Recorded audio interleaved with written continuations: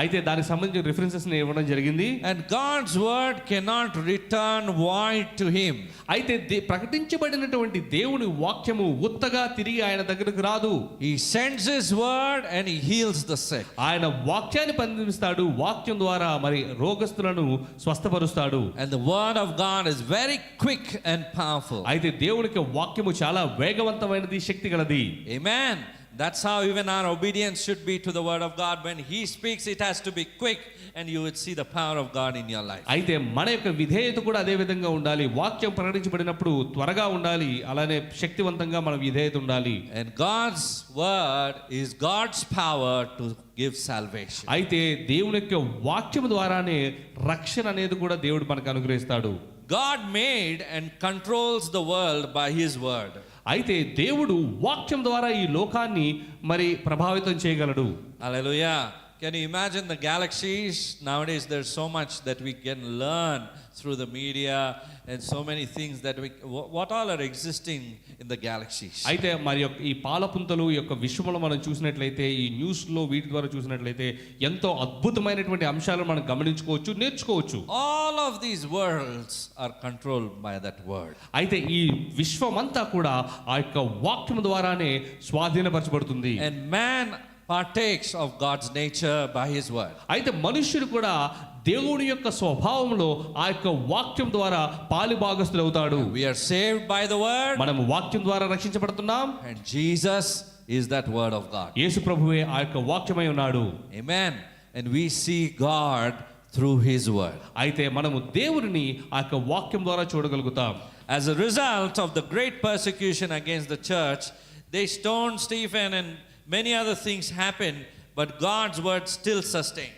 అయితే మరి ఆ దినములలో ఆ యొక్క మరి శ్రమల సమయంలో ఏమైందంటే స్టెఫెనును వాళ్ళు రాళ్లతో కొట్టి చంపారు. So when God spoke and galaxies came into existence, we came into existence, it is still as powerful as it was then. అయితే దేవుని యొక్క వాక్యము మూలానే ఈ సృష్టిలోకి వచ్చింది, మనము కూడా సృష్టించబడ్డాము. అదే శక్తి, అదే వాక్యము ఈ రోజుల్లో కూడా ఉన్నది. God's word wields the same power always. అయితే దేవుని యొక్క వాక్యములో అదే శక్తి ఎప్పటికీ కూడా ఇవ్వబడి ఉన్నది. Amen. Can I hear an amen? God's word wields the same power always. దేవుని యొక్క వాక్యము అదే శక్తి ప్రకటిస్తున్నది ఎప్పుడు కూడా. Amen. It is the force of God and himself in it. అయితే దేవుని యొక్క వాక్యములో ప్రభు యొక్క శక్తి ఉన్నది. We must give God's word the same place we could give God if we could see him physically in our midst. మనం ఏ విధంగా దేవుని భౌతికంగా చూస్తున్నప్పుడు ఎంత భయభ్రాంతులకు గురై ఆయనకు గొప్ప ఉన్నతమైన స్థలాన్ని మన జీవితంలో ఇస్తామో, దేవుని యొక్క వాక్యానికి కూడా అదే స్థలాన్ని ఇవ్వాలి. God's word is nothing but Jesus, as I told you. Just imagine the person of Jesus is here. We may not be able to see with our carnal eyes, but he's present here through his spirit. గమనించండి, నేను already ముందే చెప్పాను, నేను దేవుని యొక్క వాక్యం ఎవరో కాదు, యేసు ప్రభువే. అయితే మన యొక్క భౌతికమైనటువంటి కన్నులతో నేత్రాలతో మనం చూడలేం, కానీ ఈ వాక్యము మన మధ్య ఉన్నది అంటే దాని అర్థము యేసు ప్రభు ఆధ్యాత్మికంగా మన మధ్యలో ఉన్నాడు అని. If God said in Exodus chapter 15 verse 26, I am the God that healed thee 4,000 years ago, that means it is the same God who is here with us and has the same power to heal us today. అయితే మరి నిర్గమకాండములో ఏ విధంగా దేవుడు చెప్పాడో, నిన్ను స్వస్థపరచు దేవుడును నేనే అని, అదే వాక్యము అదే మాట ఈ రోజు కూడా దేవుడు మనతో చెప్తున్నాడు. మనల్ని స్వస్థపరచు దేవుడు దేవుడే. By his word the heavens and the earth are kept in store intact, how it should be. అయితే ఆయన మాట చొప్పున ఈ విశ్వము, సృష్టి, ఈ యొక్క సూర్య చంద్రులు కూడా వారి యొక్క ప్రదేశాలలో వారు నిమిత్తమై ఉన్నారు. So the men in the book of Acts gave the word of God its rightful place. అయితే ఆ యొక్క అపోస్తల కార్యములో ఉన్నటువంటి మనుషులు వాక్యానికి ఇవ్వాల్సిన ప్రాధాన్యతను ఇచ్చారు. Chapter 5 verses 12 to 14 we will read. As a result, by the hands of the apostles, let's read it. అయితే అపోస్తల కార్యములు 5వ అధ్యాయము 12 నుంచి 14 వచనాల్లో ఏం జరిగిందో చూద్దాం. ప్రజల మధ్య అనేకమైన సూచక క్రియలను మహత్కార్యమును అపోస్తుల చేత చేయబడుచుండెను. మరియు వారందరూ ఏక మనస్కులై సొలొమోను మంటపంలో ఉండిరి. కడమ వారిలో ఎవడనూ వారితో కలిసి కొనుటకు తెగింపలేదు, కానీ ప్రజలు వారిని ఘనపరచుచుండిరి. పురుషులను స్త్రీలను అనేకులు మరి యొక్క వగ విశ్వాసులై ప్రభు పక్షమున చేర్చబడిరి. Amen. By the hands of the apostles, many signs and wonders were wrought, it says the Bible. అయితే ఇక్కడ వాక్యంలో రాయబడి ఉన్నది గొప్ప అద్భుత సూచక కార్యములు అప్పుడు జరిగి ఉన్నాయి అని. That means so many miracles, signs and wonders. దాని అర్థము అనేక రకమైనటువంటి మహత్కార్యములు ఆ రోజుల్లో జరగబడ్డాయని. Hallelujah. No matter what people thought in that day, it doesn't matter. What you believe matters. అయితే ఆ రోజుల్లో ఏమి వారు బోధించారో పెద్ద విషయం కాదు, కానీ ఆ బోధనను వారు ఏ విధంగా విశ్వసించి స్వీకరించారు అనేది విషయము. You can be that person today who can stand for his glory to be revealed through you. అయితే మీరు అటువంటి అపోస్తుల కార్యంలో చెప్పబడిన వ్యక్తిగా మీరు ఉండొచ్చు. మీ ద్వారా ప్రభు యొక్క మహిమను కనపరచొచ్చు. I told you in the start of the message, it was nothing special about those men in that day in the book of Acts. It's the same ordinary men like you and me. అయితే నేను ఈ యొక్క ఆరంభంలోనే చెప్పాను, వారిలో గొప్పతనం ఏమీ లేదు, వారు సాధారణమైనటువంటి మనుషులే అని. Personalities such as Herod, Hitler, Stalin, and innumerable other God haters, they rise and fall, but the word of the Lord endureth forever. అయితే మరి దేవునికి వ్యతిరేకముగా గొప్ప గొప్ప పేర్లు కలిగినటువంటి హేరోదే కానీ హిట్లరే కానీ ఇటువంటి వారు ఎంతో మంది వస్తారు పోతారు, కానీ దేవుని యొక్క వాక్యం ఎప్పుడు కూడా నిలబడి ఉంటుంది. One of the greatest revivals in human history was the Billy Graham crusade in Manhattan. అయితే మరి మనకు తెలిసినటువంటి విషయాల్లో గొప్ప సువార్త గొప్ప సంఘటన ఎక్కడ జరిగిందంటే బిల్లీ గ్రహాం పరిచయం చేస్తున్నప్పుడు మన్హాటన్ లో ఈ యొక్క సంఘటన జరిగింది. We all have learned and heard about him, heard many of his messages. అయితే బిల్లీ గ్రహాం యొక్క అనేక రకమైనటువంటి విషయాలు మనం విని ఉన్నాము, ఆయన యొక్క మరి మెసేజెస్ కూడా మనం వినాము. Hallelujah. It was not about the attraction of the program. అయితే ఆ యొక్క ప్రోగ్రామ్ గురించి కాదు నేను చెప్పేది. It was hundreds and thousands of people used to come and attend just to hear the word. అయితే బిల్లీ గ్రహాం ద్వారా చెప్పబడిన వాక్యాన్ని వినడానికి వేల మంది వచ్చేవారు. Amen.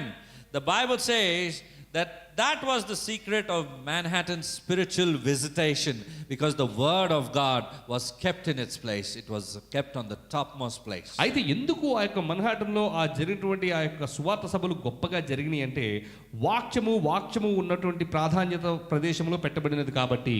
God and man consuming passion, when it works wonders. ఎప్పుడైతే మరి మనుష్యుల యొక్క తపన దేవుని యొక్క వాక్యము కలుస్తాయో అప్పుడు గొప్ప సూచక క్రియలు జరుగుతాయి. So we see God's place and his word given in the early church. అయితే మరి ఆరంభంలో ఉన్నటువంటి సంఘంలో దేవుని యొక్క వాక్యమునకు ఉన్నటువంటి ప్రాధాన్యతను మనం చూస్తున్నాము. First we see word of God increased. మనం చూస్తున్నాం దేవుని యొక్క వాక్యము ప్రబలింది అని. Second we see word of God grew and multiplied. రెండోది చూస్తున్నాం దేవుని యొక్క వాక్యము మరింతగా వృద్ధి చెందింది అని. And the word of God prevailed. మూడోదిగా మనం చూస్తున్నాం దేవుని యొక్క వాక్యము వర్ధిల్లింది అని. Amen. In the life of Christ, the word was made flesh. అయితే యేసు ప్రభు యొక్క రూపంలో ఏమైందంటే అదే వాక్యము శరీరధారి అయి వచ్చినది. And he dwelt amongst us. ఆ యొక్క శరీరధారిగా వచ్చినటువంటి వాక్యము మన మధ్య జీవించినది. That is the incarnate word. అదే యేసు ప్రభువుగా రూపాంతరము చెందినటువంటి వాక్యము. In the book of Acts, they spoke the word with boldness, and that was the spoken word. అయితే అపోస్తుల కార్యములో చెప్పబడినటువంటి మాట చాలా ధైర్యముగా వారు చెప్పగలిగారు. The incarnate word, the spoken word. అయితే ఇక్కడ శరీరధారమైనటువంటి వాక్యము ప్రకటించబడినటువంటి వాక్యము. Today we have the written word with us. ఈ రోజు లిఖించబడినటువంటి వాక్యం మనతో పాటు ఉన్నది. 2 Corinthians chapter 3 verse 3 says, in the New Testament the epistles were written not with ink but with the spirit of the living God. అయితే కొరింథీయులకు రాసినటువంటి 2వ పత్రిక 3వ అధ్యాయము 3వ వచనంలో ఏమని రాయబడి ఉందంటే, రాతి పలకల మీద గాని సిరాతో గాని వ్రాయబడక మెత్తని హృదయములను అను పలకల మీద జీవము గల దేవుని ఆత్మతో వాక్యము రాయబడి ఉన్నది అని ఇక్కడ చెప్పబడి ఉన్నది. How is this written? ఏ విధంగా రాయబడి ఉన్నదండి?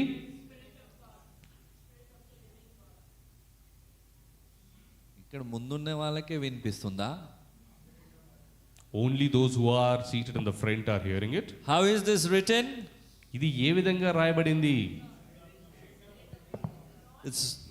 It's breathed, it's written with the Spirit of God. That same Spirit is working in through this book. It looks like a book, but it's a living word.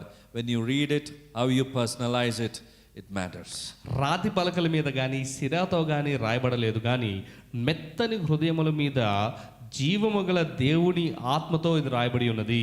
You cannot play with this book. ఈ పుస్తకముతో మనం ఆటలు ఆడలేము. Cannot play with the word of God. వాక్యముతో మనం ఆటలు ఆడకూడదు. No matter how you can deceive yourself or deceive, and you might be under a deception, or your eyes and mind might be closed. Nobody is seeing. I can do whatever. You cannot hide from the word of God. The word of God can catch you wherever you are. అయితే మీరు ఈ యొక్క వాక్య విషయంలో వాక్యాన్ని మీరు మోసగించలేరు. ఎవరు నన్ను చూడట్లేదు, ఎవరు నన్ను ఏమనట్లేదు, నాకు నచ్చినట్లు నేను జీవించవచ్చు అనుకోవచ్చు, కానీ మిమ్మల్ని మీరు కొన్నిసార్లు మోసపోవచ్చు, కానీ వాక్య విషయంలో వచ్చినప్పుడు మాత్రము వాక్యాన్ని మీరు మోసగించలేరు. Hallelujah. The word of God was preached, it was lived, it was acted and demonstrated by Christ. అయితే వాక్యము బోధించబడింది, ఆ వాక్యమే మనుష్య రుచిగా మరి జీవించింది, ఆ వాక్యమే దేవుని యొక్క మహిమను గొప్ప కార్యాల రూపముగా చూపించింది. What did Christ do? Can anybody tell me? యేసు ప్రభు ఏం చేశాడండి? He preached, he lived, he acted on it, and he demonstrated it also. ఆయన బోధించాడు, ఆయన జీవించాడు, ఆయన వాక్యాన్ని కార్యరూపంలో చూపించాడు. So what we need to do as children of God? దేవుని బిడ్డలుగా మనం ఏం చేయాలి? Testify, preach. సాక్ష్యం ఇవ్వాలి, బోధించాలి. Hallelujah. What the word says goes, not by what you have heard from others. అయితే ఇతరులు విన్న దాన్ని బట్టి కాదు, కానీ దేవునికి వాక్య ప్రకారం మనం జీవించాలి. Amen. He preached, you have to live it out, act on the word of God and demonstrate the power of God through your life. సాక్ష్యం ఇవ్వాలి, ఈ వాక్యాన్ని బోధించాలి, ఈ వాక్య ప్రకారం జీవించాలి, ఈ వాక్యం యొక్క శక్తిని మన జీవితంలో కనపరచాలి. Amen. In the book of Acts, they spoke the word with boldness. అయితే వాక్యంలో రాయబడి ఉన్నది, వారు వాక్యాన్ని మరి ధైర్యముగా ప్రకటించారు అని. Amen. And the word of God produced exactly the same results when they spoke and believed upon it. అయితే ఎప్పుడైతే వారు ప్రకటించినటువంటి వాక్యాన్ని విశ్వసించి బోధించారో అప్పుడు ఆ యొక్క వాక్యము అదే ఫలితాలను తీసుకురావడం మనం గమనించాం. No Lord, I don't know anything. Your word says I am the God that healeth thee, and I believe it. It will be done now. అయితే ప్రభువా, మరి మాకు తెలియదు, కానీ నీ వాక్యం చెబుతున్నది స్వస్థపరచు దేవుడును నేనే, ఆ వాక్య ప్రకారంగా నేను స్వస్థపరుస్తున్నాను అనగానే స్వస్థత జరిగింది. There is no second thought in it. రెండో అభిప్రాయం లేదండి. No confusions. అయితే అక్కడ కన్ఫ్యూజనే లేదు. They took him by his word. వాక్యాన్ని వాక్యంగా వాళ్ళు స్వీకరించారు. How do we take God today? ఈ రోజు మనం ఏ విధంగా స్వీకరిస్తున్నాం దేవుడిని? What is it that is conflicting in your mind? అయితే మన ఆలోచనలో మనకు వ్యతిరేకంగా ఏమి నిలబడుతున్నాయి? That is where the game is. అయితే అక్కడే ఉంది. The enemy plays that game over there. అయితే అపవాది చేసేదంతా అదే. And you are more than a conqueror. మనము మరి దాని మించినటువంటి వారము. Those unbelief, those thoughts have to be out of your mind and heart. అయితే ఆ అవిశ్వాసపు బాటలు మన యొక్క హృదయం నుంచి బయటికి వెళ్ళాలి. Amen. Hallelujah. And it can produce the same results in our life. అయితే ఏ విధంగా ప్రకటించబడినటువంటి వాక్యము ఆ రోజు గొప్ప ఫలితాలను మరి ప్రొడ్యూస్ చేసిందో అదే వాక్యము అదే ఫలితాలు ఈ రోజు మన జీవితంలో కూడా మనం చూడగలుగుతాం. The word was written by the holy men of God. అయితే వాక్యము పరిశుద్ధుల ద్వారా రాయబడి ఉన్నది. 2 Peter chapter 1 verse 21. అయితే పేతురుకు రాసినటువంటి 2వ పత్రిక 1వ అధ్యాయము It says that as they were moved by the Holy Ghost, they wrote it. ఏలయనగా ప్రవచనం ఎప్పుడును మనుష్యుని ఇచ్చను బట్టి కలుగలేదు, కానీ మనుష్యులు పరిశుద్ధాత్మ వలన ప్రేరేపింపబడిన వారై దేవుని మూలముగా పలికిరి అని రాయబడి ఉన్నది. Amen. So today what needs to be done? అయితే ఈరోజు ఏమి చేయాలండి మనం? Preaching, living, acting on the word of God and demonstrating the power of God through our life is needed. వాక్యాన్ని బోధించాలి, వాక్య ప్రకారం జీవించాలి, వాక్యం యొక్క శక్తిని ప్రబలించాలి. This is what is lacking in our lives today. అయితే ఈ రోజు మన జీవితాలలో కాస్త వెనక్కి వెళ్ళిన అంశం ఇదే, The word. వాక్యము. Amen. Amen. Let's give it the first place in our everyday life, every moment of our life. అయితే వాక్యానికి మన యొక్క జీవితంలో ప్రథమ స్థానాన్ని ఇద్దాం. What when we face resistance? మనకు వ్యతిరేకత వచ్చినప్పుడు ఏం చేస్తాం? Not only outside, it can be inside as well. బయటే కాదు, లోపల కూడా మనకు వ్యతిరేకత రావచ్చు. What do we do? ఏం చేస్తాం అప్పుడు? I should live according to the word or according to what people say? అయితే ఆ వ్యతిరేక వచ్చినప్పటికీ దేవునికి వాక్యములో జీవించాలా, లేకపోతే ఆ వ్యతిరేకతను కాస్త సర్దుకు మరగడానికి మనుషులు చెప్పిన దాని ప్రకారం జీవించాలా? I think we'll give God the first preference. అయితే మనము మొదటి అంశం ప్రకారమే జీవిస్తాము. You don't have to dilute yourself. అయితే ఆ చిన్న వ్యతిరేకతను బట్టి మీరు వాక్యాన్ని వదిలేయాల్సిన అవసరం లేదు. Amen. So do you think the authorities of this country can change? మీరు నమ్ముతున్నారు ఈ యొక్క దేశానికి ఉన్నటువంటి ప్రభుత్వం కూడా మారగలదు అని? Do you think that the God is God of those leaders whom we are seeing అయితే today? మన దేశానికి అధిపతులైన వారికి కూడా దేవుడే అధిపతి అని మీరు నమ్ముతున్నారా? He is the one who can dethrone the leaders and put other people whom he likes. అయితే over them. వాక్యం చెబుతున్నది మరి అధికారులు నాయకులను కూడా దేవుడు వారి యొక్క ప్రదేశాల నుంచి తీసేయగలడు. It's time. దేవుడికి నచ్చిన వారిని వారి అధికారంలో ఉంచగలడు. It's time for the church to arise from slumber. అయితే ఆ యొక్క మత్తు నుంచి మేల్కోవాల్సిన బాధ్యత సంఘానికి ఉన్నది. The same regular pressure that all of us go through in the week, it will always be ongoing, but you have to arise and live above it. అయితే లోకమంతా ఈ వారమంతా కూడా మనము అదే ఒత్తిడిలో ఉంటాము, అదే ఉంటుంది. కానీ మనం ఆ ఒత్తిడి నుంచి ఆ మత్తు నుంచి బయటకు వచ్చి ప్రార్థన చేయాలి. Amen. Because we are in a very delicate and an important turn of our lives. ఎందుకంటే మనము చాలా సున్నితమైన చాలా ముఖ్యమైనటువంటి మలుపులో ఉన్నాము. Being the children of God and living in this country, it is our duty to stand up for Jesus. అయితే దేవుని యొక్క బిడ్డలుగా ఈ యొక్క దేశంలో ఉంటున్నటువంటి పౌరులుగా దేవుని కోసము నిలుచోవలసినటువంటి బాధ్యత మనది. Can we, maybe a little few of us, but we all can do great exploits in his mighty name. మనము చిన్నవారమే కావచ్చు, చిన్న మందే కావచ్చు, కానీ ఆయన యొక్క నామంలో గొప్ప కార్యాలు చేయగలం. Because our God is a God who is looking at our hearts. ఎందుకంటే దేవుడు మన యొక్క హృదయాలను చూస్తున్నాడు. Amen. And as we move now into the time of communion, let us pour out our heart before the Lord, tell him our weaknesses, and have a divine exchange at the cross and receive that strength and grace that he offers to us.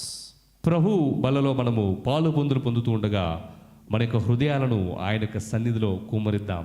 మన యొక్క బలహీనతలను ఆయన యొక్క శిలువ దగ్గర వదిలి ఆయన ఇచ్చు శక్తిని మనం తిరిగి పొందుకుందాం. If you're born again and you've accepted the Lord as your personal savior, you can partake in the Holy Communion or let the elements go by.